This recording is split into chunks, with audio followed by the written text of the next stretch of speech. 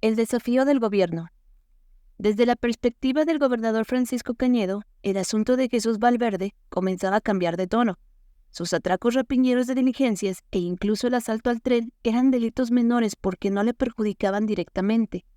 Pero el pillaje de los intermediarios y el robo a las haciendas sí le resultaban lamentables, porque además de ser amigos o parientes los asaltados, disminuían en buena medida las rentas que éste estaba acostumbrado a recibir y lo dejaban malparado con don Porfirio. El primer intento serio para capturar a Jesús que hizo el gobernador de Culiacán fue en realidad una fanfarronada de consecuencias imprevistas. Pudo ser que don Francisco ya estuviera harto de todos los que llegaban con lloriqueos a su despacho por las pérdidas que el bandido les ocasionaba prácticamente en todos los rincones de Sinaloa. O pudo ser que la fama de Jesús había llegado ya a la capital y, con ella, la evidencia de que el gobernador no tenía la energía suficiente para controlar a su estado. Pudo ser, en fin, la media botella de coñac que el viejo se había metido entre el pecho y espalda el día en que, a mitad del aplaudido discurso del 15 de septiembre, increpó a los hacendados por dejarse amedrentar de un bandolero sin categoría.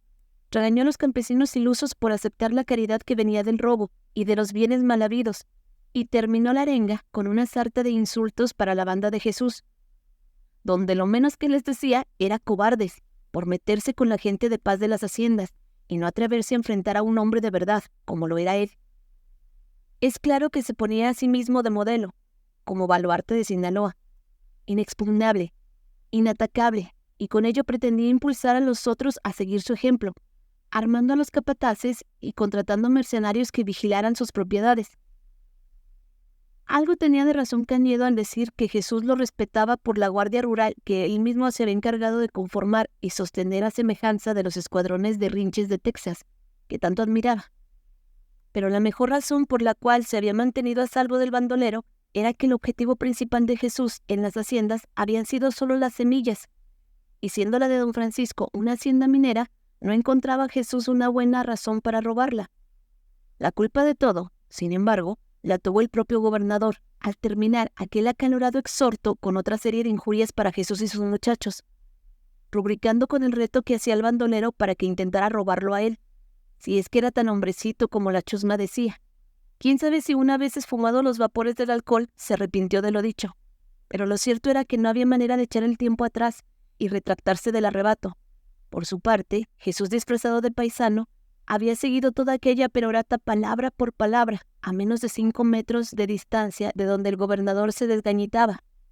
Al principio no le dio mucha importancia a las puntadas de borracho de don Francisco, pero luego, pensándolo un poco, la idea le pareció no solo buena, sino además divertida. Poseía ese encanto, esa suerte de justicia poética que tanto le gustaba al bandido. En otra cosa tenía razón don Francisco. La guardia rural que custodiaba su hacienda era en verdad digna de consideración. Era una gavilla formada con lo más selecto de la sociedad del noreste, sicarios, exmilitares, mercenarios de carrera dispuestos a rajarle el cuello a sus propias madres por una talenga de plata. Estaban mucho más calificados para el oficio que los policías de la cordada y tenían también mucho mejor armamento. En ese golpe no se iban a cobrar semillas, ni habría un estorboso botín que arrastrar a los domos del jumento.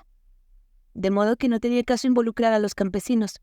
Sin ellos, Jesús no tenía la fuerza suficiente para intentar un asalto frontal, como lo había hecho con otras haciendas. Además de que, por propia naturaleza de la arquitectura, la de don Francisco era un verdadero fortín militar. En vez de una salvaje refriega, que quizás era lo que esperaban y deseaba el gobernador, Jesús prefirió usar la cabeza y esperar el momento adecuado. Este llegó a principios de diciembre en un tren que venía de la Ciudad de México con un embarque del laboratorio Swerlich, gracias a los informes que dieron los estibadores. Gente muy amigable con la banda por más de un favor recibido. Supo que el embarque contenía la provisión de azogue necesaria para el beneficio del oro. El huérfano tenía muy buena memoria y no olvidaba el episodio de los azotes ni la importancia que tenía para el viejo aquel material. El plan estaba maduro y era el momento de llevarlo a cabo.